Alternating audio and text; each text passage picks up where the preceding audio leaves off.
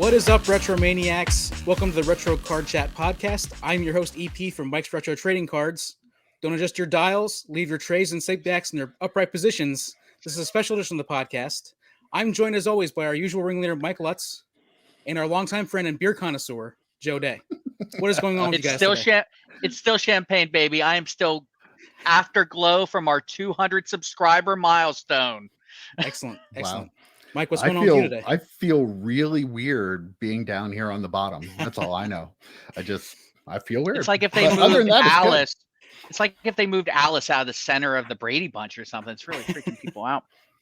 Like, wow, yeah, I'm old. Must be what it's like to get demoted from the majors back down to the minors or something like that. Right? Like that's how I feel right now. Like I don't know how to feel. Well, actually, you're the star of the show today. Wow. Even though you're at the bottom, you're the star of the show. I'm the host because I'm up at top, but you're the star of the show today. This part of the reason why we started this channel was that because we wanted this, when we spend time together, when we're talking, even texting, we're always talking about the shop, the good old days at the shop, right? This was the Mike's Upper Deck card shop. It was in Danville, Pennsylvania. Awesome. Great time, Joe. Great time. Oh, fantastic time. Best time, right? We thought it would be fun to ask Mike some questions and jog our memories about some of our favorite times there and some other, things that, what it was like to run a card shop from, what were the years again, Mike? 1991 to 2004. Okay. So if any of you have any questions that you want to ask Mike or us about the shop or being a shop owner or our collections or whatever, please do so in the comments below. And your question might up in a future episode of the Ask Mike show. Wow, we're gonna do more than one of these? Oh yeah, baby! I sent Joe like 8 or 10 questions. We got questions. It was a lot. It was a lot of text. Yeah. It was paragraph form text. Yeah. We may not be over 200 subscribers after people watch this. Well, then I'll go back to beer. All right. There we go. But it'll be a good time. Sounds like fun. Yep. So, Joe, why don't you get us started with our first question? Okay. I'm pulling up EP's paragraphs. And then I had like 3 or 4 other texts after that. That's like supplemental texts. Do I need a lawyer? You might be buying a house by the end of this. I don't know. Oh, wow. I am not signing anything. All right. So this is a really good one because we were literally off camera just talking about this. How excited were you when a product like 1999 Topps Chrome came out? As excited as the customers were, because I was thrilled when Topps Chrome of any year came out, but we were specifically, EP mentioned 99 as an example. Talk about the week leading up to the release, the amount you ordered, received, things like that. How much you opened, how much you sold. How did all that work when you had a big product coming out? Well, that really depended on the years. Like, I was on a dealer network like in the early years. So I used to order a lot of stuff like from other dealers that bought, direct from the companies at first. Then like in the mid 90s, like 94. So I started ordering some of the stuff direct. Like I didn't order a lot of I didn't order from Upper Deck because they were hard to get into because they were so popular at the time. Later years, I bought from a distributor and, had to get an allocation. Although like, it's not like it is now, like you were usually able to get whatever you wanted to, but like for a big release, I would definitely buy, like we're talking in the mid 90s when stuff was not quite as expensive. I would order usually 2 cases of it. And that was like 12 boxes per case. Yeah. Right? Yeah. Probably around 20 boxes or so, later on, we saw a lot of peaks and valleys in popularity of cards. So, early 90s, it was really high. It kind of died off a little bit after the mid 90s, picked back up a little bit, died off a little bit at the end of the 90s. So, but I would still buy, 6, 8 boxes. I could always get more if I needed it. So like, I wasn't putting out a ton of money at first until I knew what would sell. But, personally, like I was as excited as you guys were about the release coming out. I remember, we loved Pinnacle football, right? And oh yeah, when that was coming out, I couldn't wait. Like I was like you guys, I always rip some. Like you've seen the boxes of stuff that I've been going through. So yeah, I like to open packs too. Oh So yeah, I was very excited about it too. And I miss that. I'm not gonna lie. Like, back in those days when you could just be walking around the shop, it's a slow day. You look up at the counter up there and there's a box, something. Yeah, why not? I'm gonna pull it down and rip it. So that was the best part of the job by far. Was there any product in particular that you remember that was one that you opened a lot of? Like, was there one that you're like that you can like almost immediately think of, like that you opened way more than you wanted to? I know I opened a ton of 1998 Bowman football. The Peyton Manning rookie year. Like, I've seen it. Like, I have probably close to a 5,000 count box of individual cards from that. I know I dug out, like, I have like 10 to 15 rookies of all the non-Randy Moss and Peyton Manning, because I sold a lot of them back in the day. But so I had to have opened over 10 boxes of that to have that many of them. But that's one of them. Guaranteed value in that box. Remember that? I used to actually guaranteed value. I used to open a lot of action pack too. Like, I think I opened, I like the early 90s stuff. I have a hard time really remembering what I opened, but I do know that I used to open a lot of action pack because they were great. Like, how can you not open action pack? I got to be honest, how someone hasn't bought the rights or the whatever to that. I don't know who the company was that first came. Panini if it was still action has pack. it, yeah. How have they not made that a set? I think because people love everything that's old is new again, right? I think Action Pack would be a really awesome set for Panini to come out with. I just, before we move on to the next question, you mentioned Pinnacle. One of my favorite days of the year had to be Halloween Parade in Danville, PA, down Mill Street, right? Our main drag.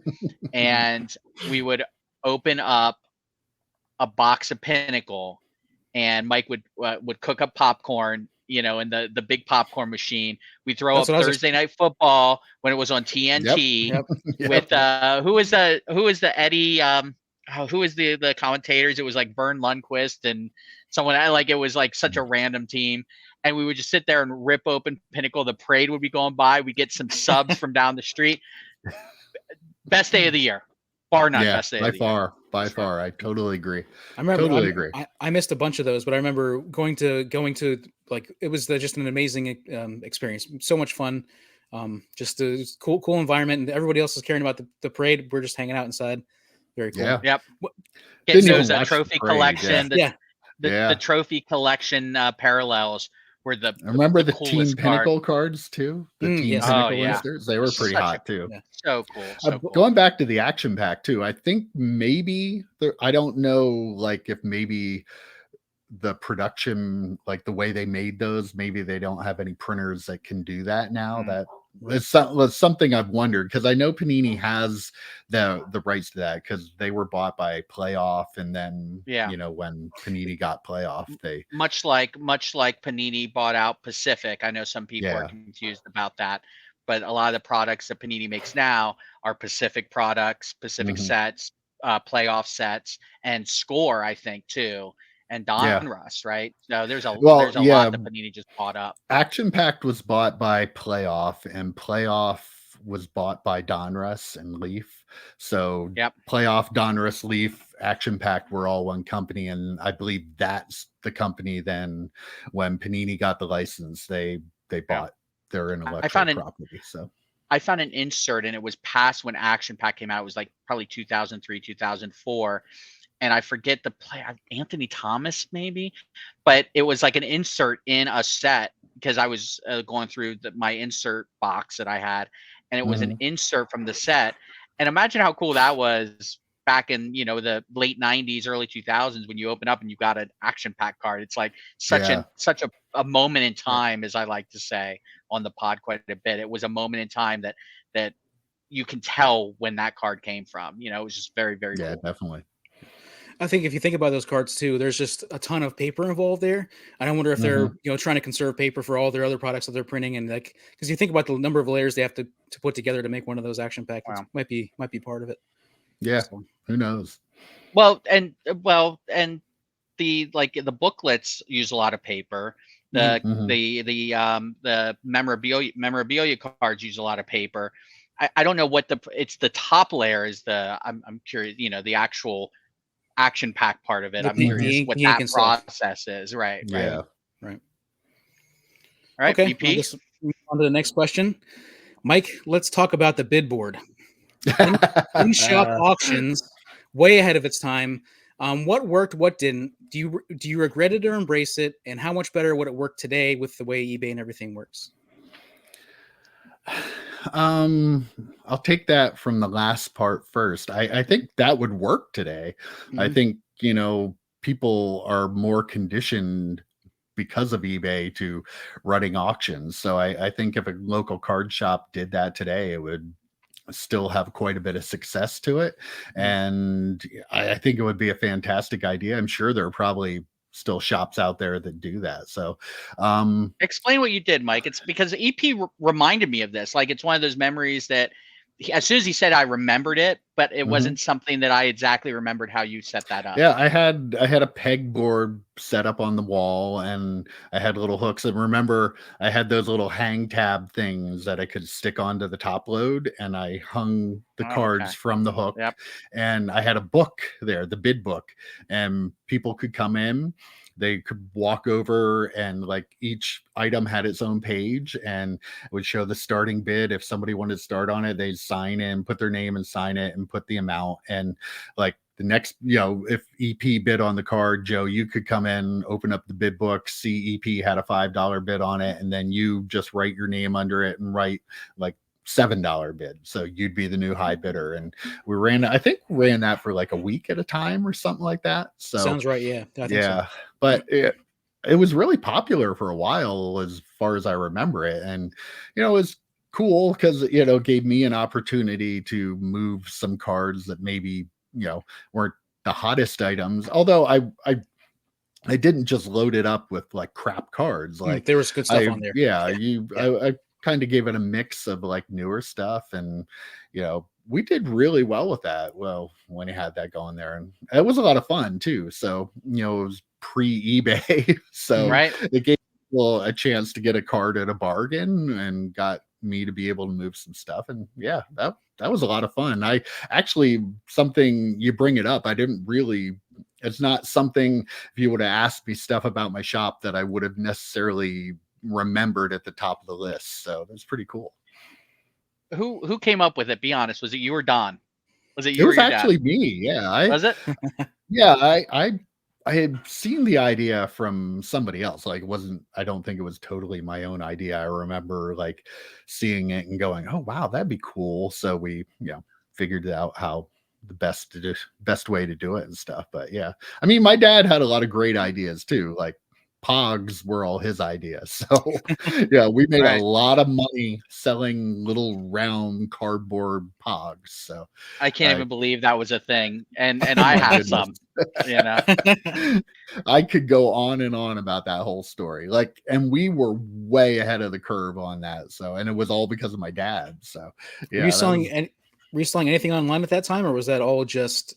No, that was back before. Before online. Okay. Yeah. I started on eBay in 97, I think. So I think Pogs were mid 90s, early 90s. I don't even remember what I will tell you this. Here's to put a touchstone on it. I have an OJ Simpson Pog where he's behind bars. So whenever that trial happened, I don't think I have it anymore. But so there's a little touchstone, because I remember it when it's gold, OJ behind bars. And it was a slammer for those old people out there who know what that means. I remember that. I do remember. Yeah. That. Yeah. Wow. It's funny we talk about, like, there was never a more exploitative time than the 90s. Oh, Like they had terrible. cards with George H.W. Bush on them, a whole set of Desert Storm cards. Like yeah. it was Yep. anything they could do to make money. These companies did, and people bought it. Yeah. You know. Wow. Oh, cool. I'm gonna do an audible on this one because the next question was kind of similar to the first question. I guess I'm gonna ask this as a supplemental. And then I'll ask my Omaha question. So when you did get a product in, you didn't have any like set amount of, other than just like kind of grazing, right? And opening packs and boxes if you were bored. You didn't have like a set amount that you were like, oh, I'm getting 12 boxes in.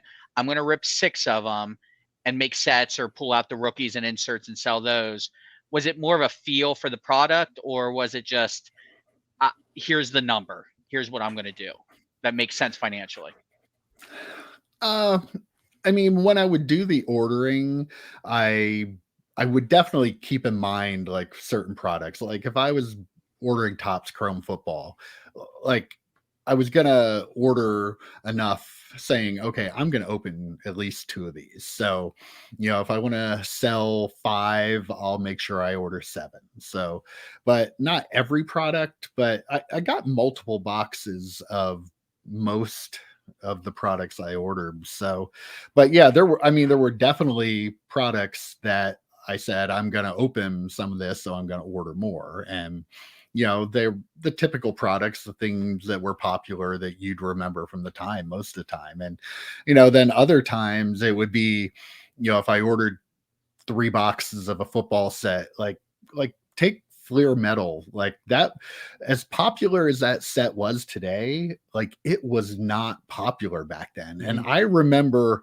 opening it because people wouldn't buy it. And I had quite a bit of it, especially like 98. Of course, Peyton Manning's rookie year, I opened a lot of stuff that year, obviously, but I had a lot of the other years too. And, that especially the first couple of years, it was because nobody bought it. So, a box would be up there, nobody's looking at it.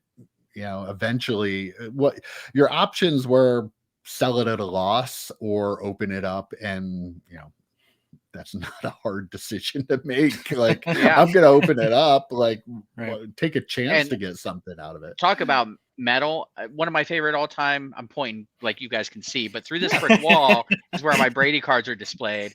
And that Fleer Metal Brady is one of my favorites out there because metal is just, we thought it was cool back then. I know I have a ton of it. Yep. Like Yeah. the 3 of us must have opened up most of it because I had a ton of it in my boxes. Molten Metal, regular Metal Universe, all of them. They were such a cool set. So I guess my Omaha question is, so when you would get, say, a case in, right? What are you paying?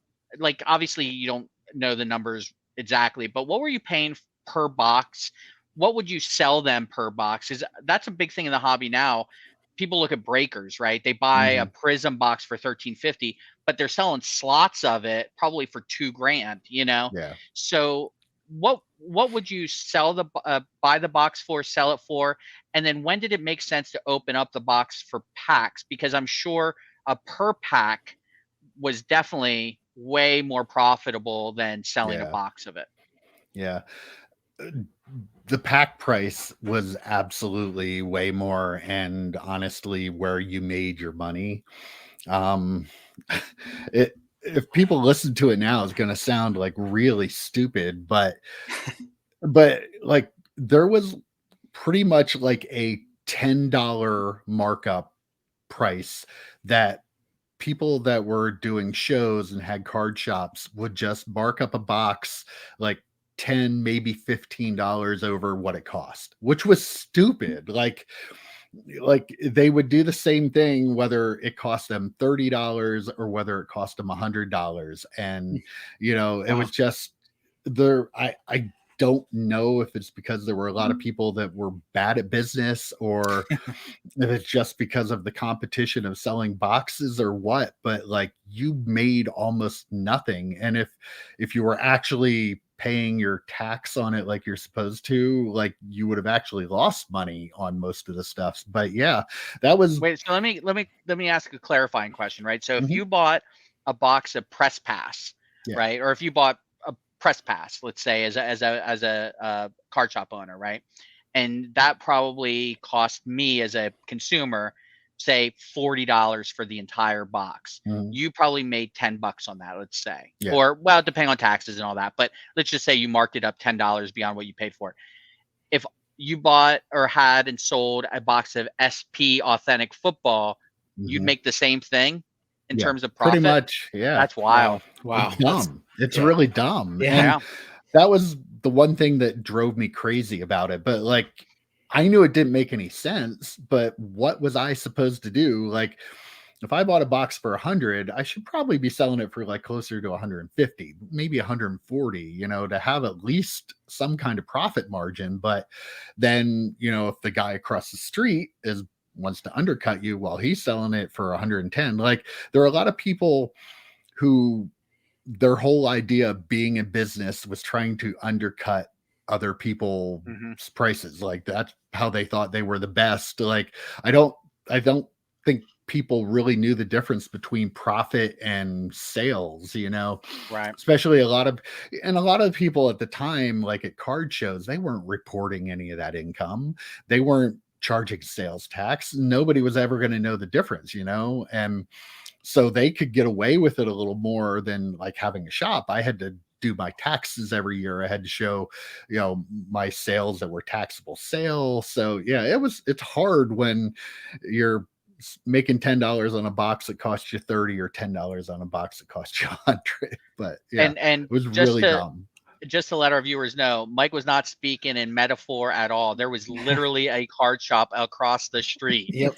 Yeah, there was. In the early 90s. That's how popular sports cards were, or In a cards. small town in In Pennsylvania. a small yeah. town, we had what, 5,000 residents in Danville.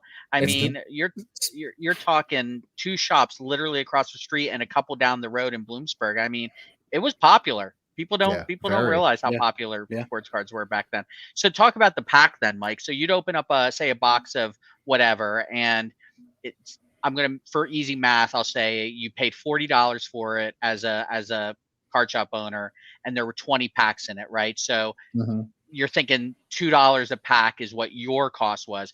What would you sell those packs for?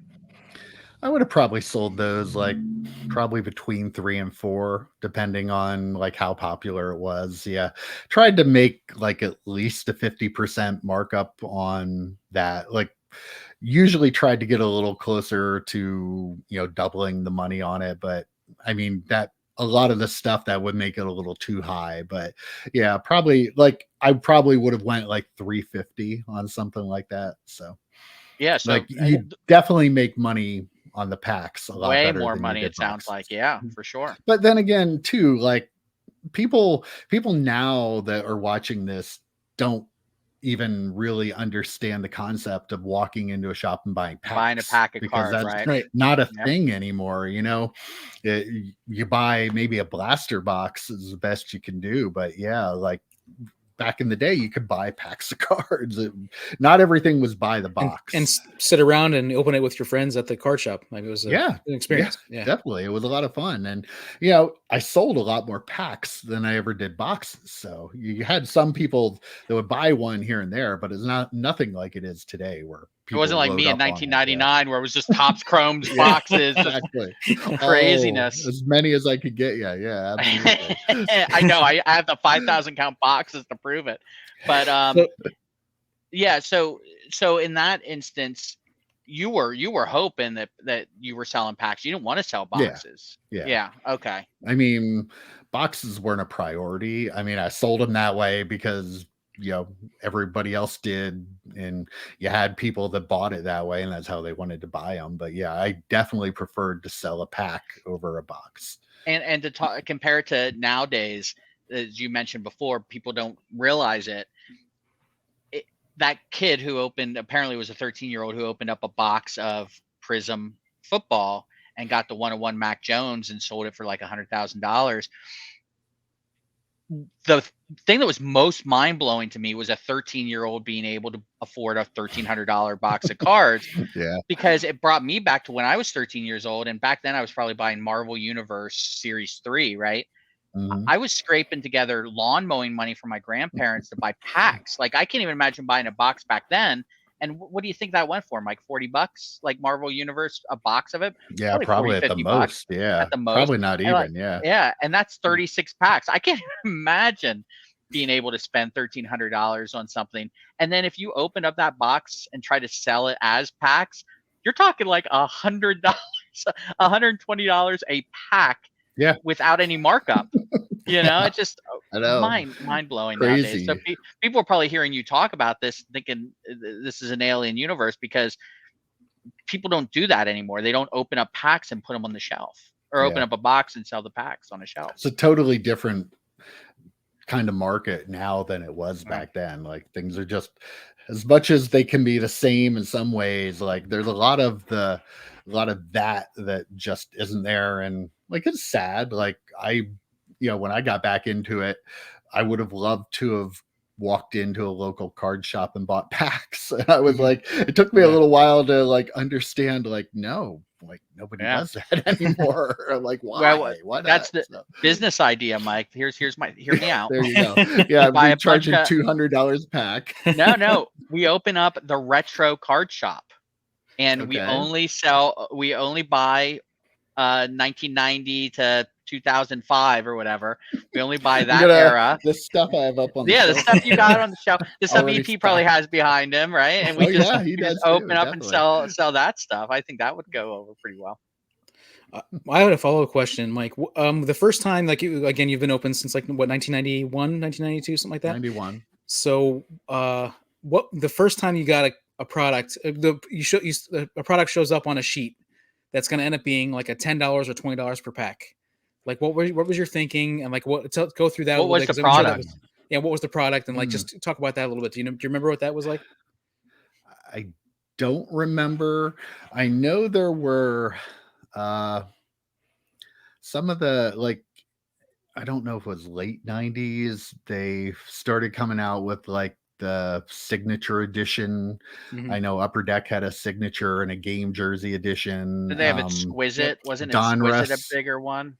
No, that wasn't that. I think I had closed before that came Okay. out, but they had Upper Deck, like, game jersey edition, Upper Deck signature edition. They had Donruss signature, Leaf signature, and you got like an autograph per pack, or you got like a memorabilia card per pack. And I think they were like $10, $20 a pack. So Right. I mean, I could be wrong. Like, I'm not saying definitely they were the first ones, but like in my memory, like, of the shop and stuff, those were the first ones that I remembered having, and they didn't sell really well either. Like, because they were quite a jump, even over the premium stuff, and even stuff that was hot that was like marked up in market price. But I might have reached in and grabbed a couple of those packs out and opened them too. But those were the first ones I remember. And like,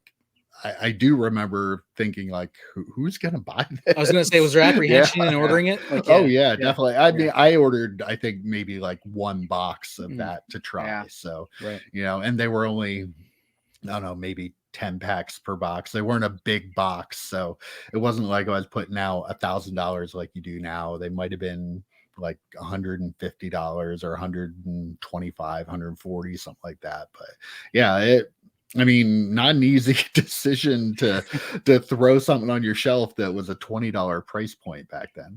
Oh yeah.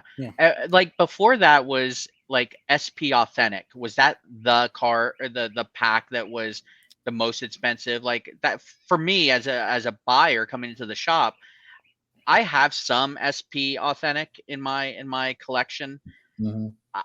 I'm thinking, I didn't have a lot. I definitely didn't even buy a box in 99, and that's when I had money, right? So I'm wondering, was that like the benchmark before stuff like that? Was that the highest per pack thing that you can think of off the top of your head?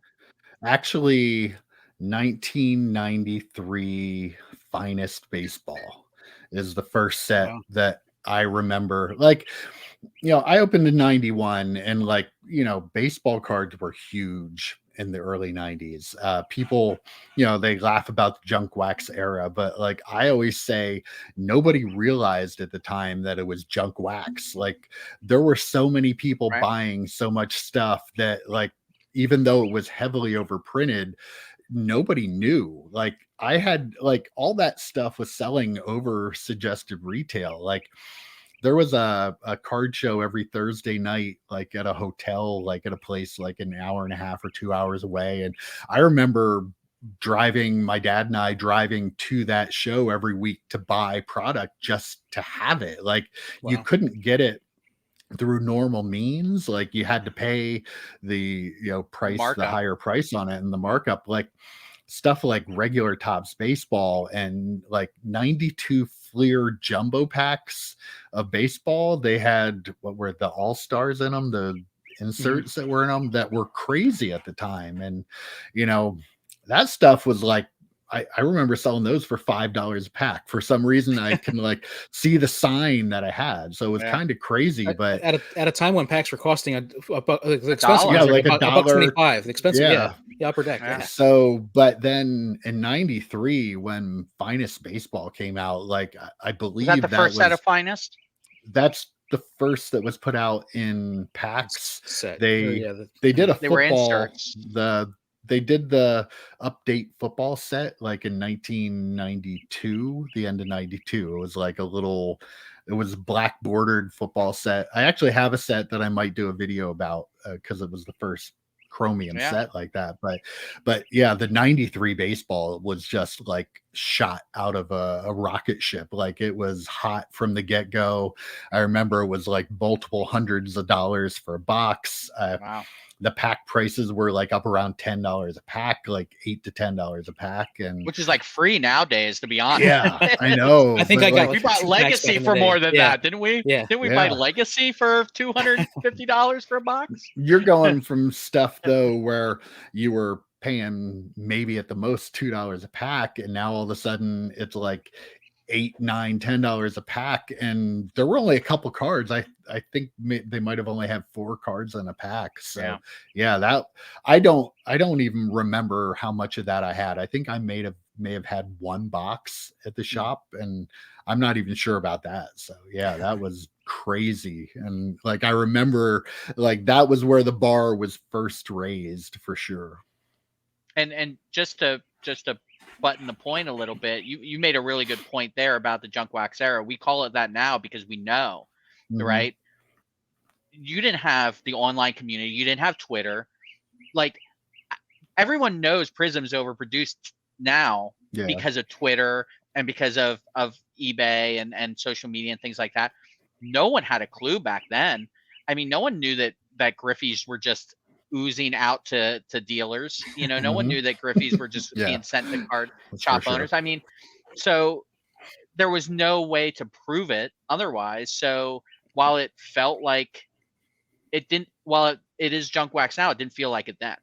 Yeah, definitely. Right? Was that fair to say? I mean, absolutely. Nobody knew. Like, it was selling like crazy. Like, if people want to laugh about that product, still, if you go back, if you were a card shop owner in 1992 and somebody would have said, here, do you want 10 cases of 92 Fleer like jumbo packs? Like, yeah, I will take those and I will sell those. And I made profit on those, like quite a bit of profit. And they would have jumped off of my shelf. Like, people, that time period was, because stuff wasn't really expensive, you had so many people buying it. Like, I know the card market is big now, but I still feel like that early 90s run was bigger in terms of number of collectors. Yeah, they're not spending as much money back then, but like, it was crazy. My shop, like, I'm a little shop in Danville, Pennsylvania, and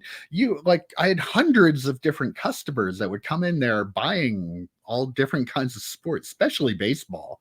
But yeah, it, like, there was never a thought of, wow, there's too much of this stuff. Like, back then too, people were buying it because it was fun and they wanted to get certain players' cards. Nobody really thought about, well, how many are they making? Right. Nobody even thought about that back then. And grading wasn't a thing either, right? No, not at all. Yeah. I mean, I have a set of 84 Topps football that I bought. I bought at the shop through Fantasy Football Winnings, right? Mm-hmm. And I went through it. There's nothing gradable in there, but guess what? I didn't give a shit back then. I mean, Yeah. because it was just, I wanted that set. Dan Marino, one of my favorite players of all time, hail to Pitt. Hail to Pitt. I mean, I wanted that set because of that. People set build, people did binders of individual players. You don't see that nowadays. It's all about how can I flip it? How can I make a profit off of it? You don't. There are people out there for sure, but there's not. I feel almost like everyone thinks of I'm an investor first and then a collector. How can I flip this to make money, and then maybe I'll buy some cards for my PC? It's definitely reversed from how it was back in the 90s.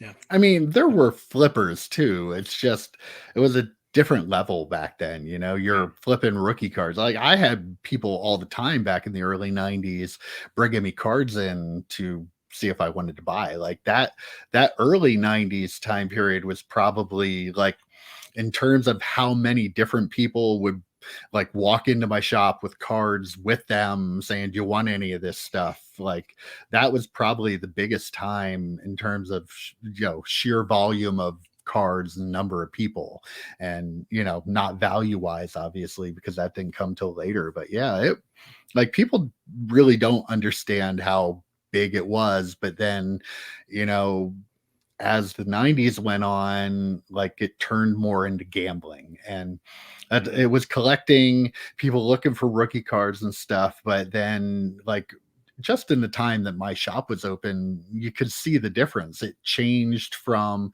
people putting sets together, people looking for rookie cards, to, oh, well, what can I pull out of that? What card can I get? And it's still that way today. And I mean, that's an appeal. I'm not necessarily condemning that it's become that, but let's be honest about what it is. Mm-hmm. It's gambling. It has There been it is. for a long time.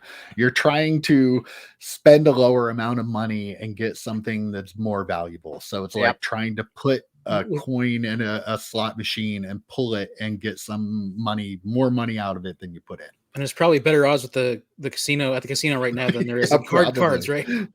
Well, I guess we'll find out at the end of July when we're at the Nationals. Oh yeah, I might swing by. We might play a little blackjack. I don't know. We'll see what's going on. Yeah, I don't play blackjack, but I'll put a couple. I'll teach you. It's fine. It's quick. It's a quick learn. I'm not gonna lose money that. Well, you brought up a good point too about people coming in and selling stuff. You had 4 big cases of cards, of singles that you would sell.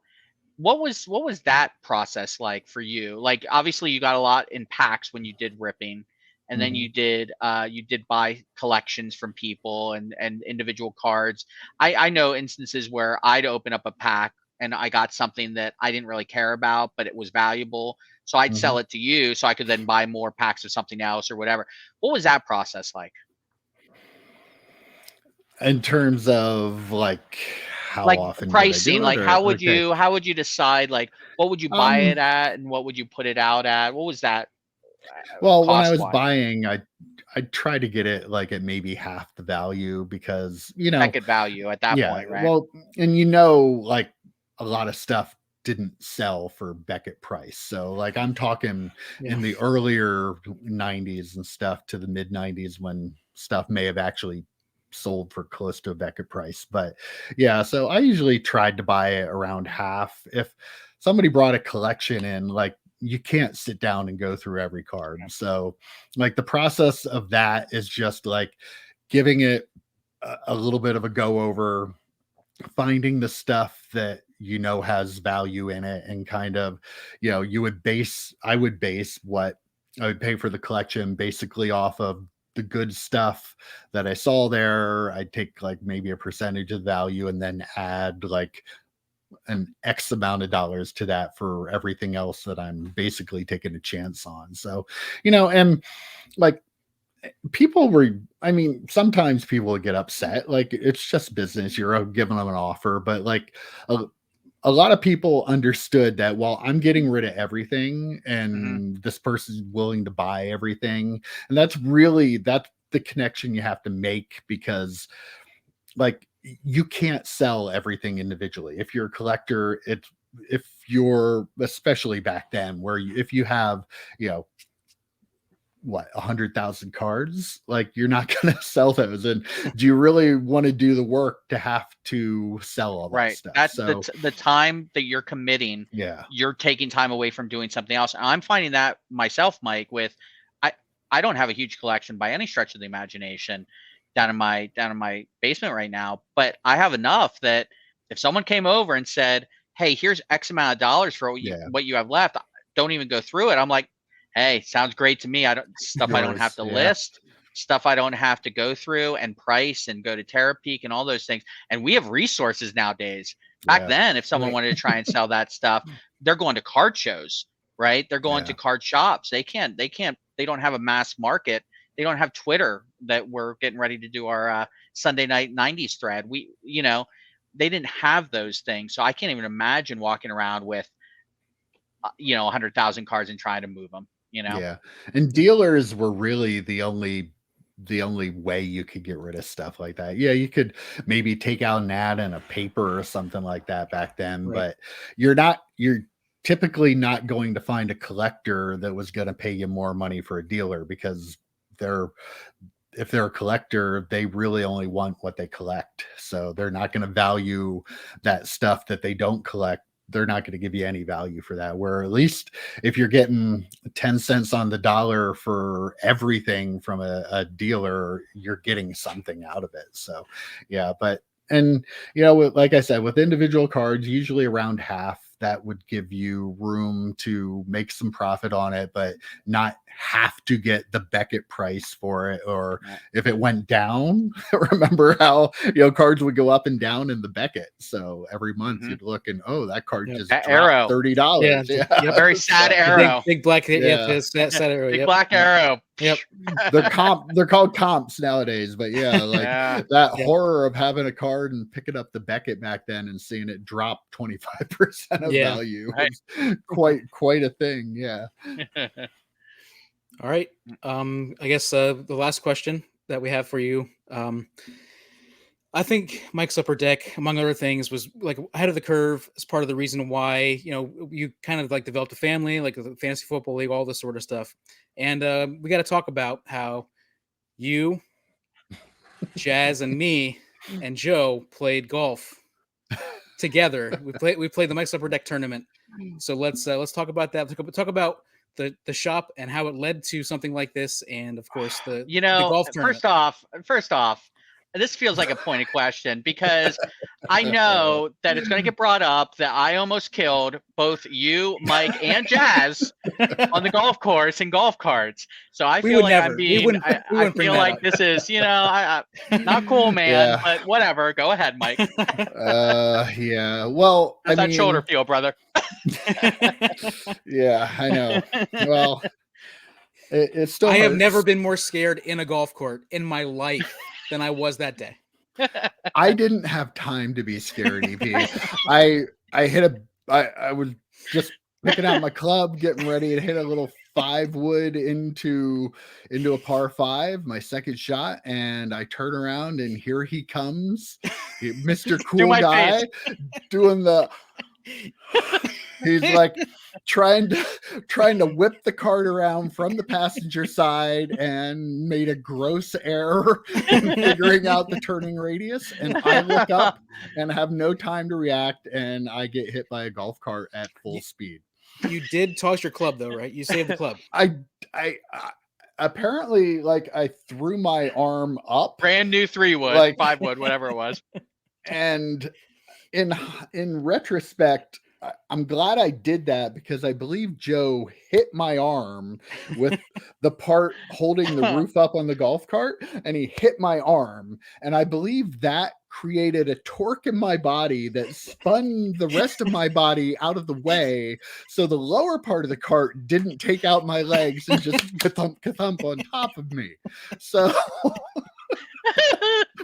So yeah, I believe that in my split second decision to save that brand new 5-wood, that actually may be the only reason I'm alive today. Okay, you still birdied the hole, so whatever. I did. This is true. I hit a beautiful shot after I got ran over by the cart, and then I sank the putt, and I got the birdie.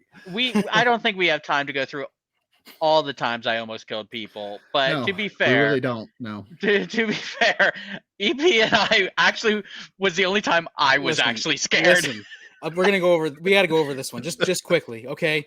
We're playing at Frosty Valley here in Danville, and there is one hill on that course, literally just one hole with a giant hill, and we're playing in a hurricane. Yeah, that's right? Mike's fault. He got married. He got married during a hurricane. It is pouring down rain. That wedding wasn't going to last after that. Jesus H. We're going down the hill, and I'm thinking to myself, Joe's driving, which was my biggest mistake. But all of a sudden, I'm like, wait, why is he accelerating? Why are we not slowing down? What is he doing? And all of a sudden, we start spinning, and we're just spinning, going down the hill towards a creek. I can only imagine what my face looked like. But it's probably similar to the look that you saw, Mike, when he was coming at you. Yes, exactly. That had to be what my face looked like.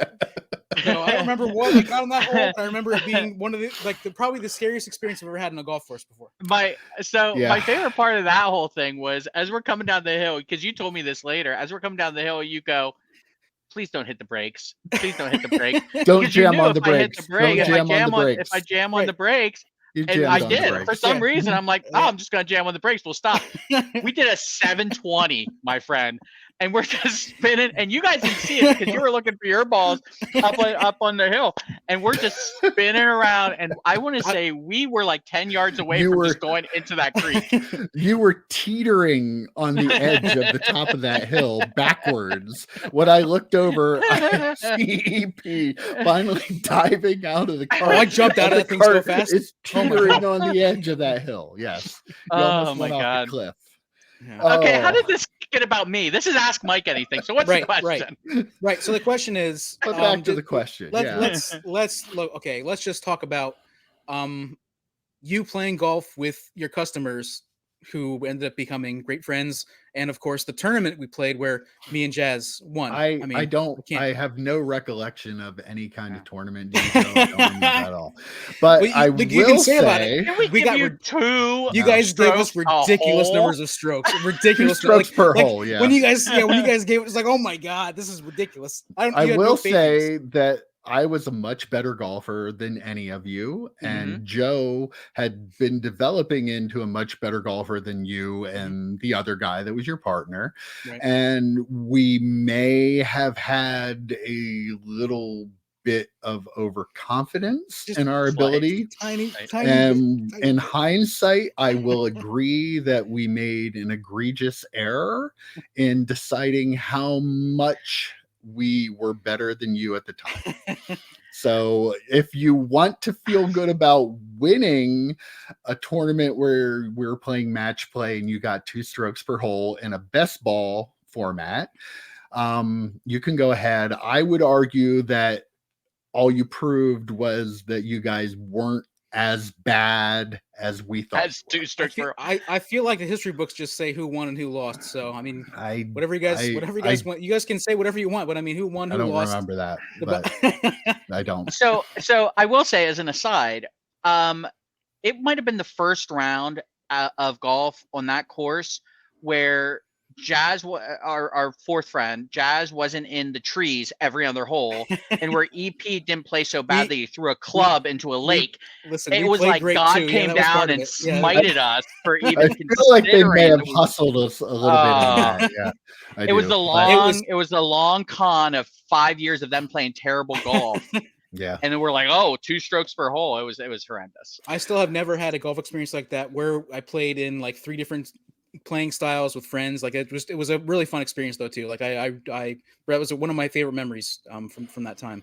I will So I say guess- though, like how crazy is it that I opened up a shop and you two, Joe, you were what, 12 when you first came in my shop? 11 or 12, yeah. And EP, you were teenager, I think. Yeah, it's probably weren't like you? 15-ish Yeah. to 14, 15-ish. Yeah. Like it's kind of crazy that you guys were kids that came into my shop, and here You we were are young today. too, though. Yeah, we don't want it to sound I'm weird. still You were pretty, like yeah, I'm early. still pretty yeah. young, but Yeah, yeah, but you were in your early I was 20s. right out of college when I opened Yeah. it, so like, I'm not. It's that not as much weird as older it than sounds, you. Yeah. people. Well, it I don't think it sounded weird until you made it sound weird. But yeah, That's But, usually how yeah. I roll. but like the fact that we're sitting here doing this now is kind of like crazy, and like we've had a lifelong friendship because of the shop. Like that's Yeah. really it. And honestly, most of the people I know and associate with to this day were like from the shop in one way or another. Like Yeah. it was a big part of my life. Like I said, it was right out of college. So, I was 22 years old and was in my mid 30s by the time that I closed up. So yeah, a lot of the people that I've met and the friends that I have are because of the shop. And I think that's really cool. Like how crazy, like we were on to this whole YouTube thing before it existed. How many times did we talk about this shop? We need to put cameras up here. We need to record everything that happens. We'll edit out the boring stuff and we will show people What was the Kevin how Smith crazy. show, Mike, that you and I watched? The comic guy, Man? comic book man. Yeah. We were watching that show and saying, "This is the shop. How did we not think of this? Why was this not a we thing?" did think of it though. We We did just think didn't. of it, right? We didn't have the technology. There wasn't to, the platform do to it, yeah. do or it. Kevin Smith's dollars to throw at it at the Right, time. yeah. right. On a But TV show, yeah. if we would have had YouTube back in the mid 90s, we would have had From Mike's Upper Deck show every week. It would have been probably incredibly popular because it was an interesting place.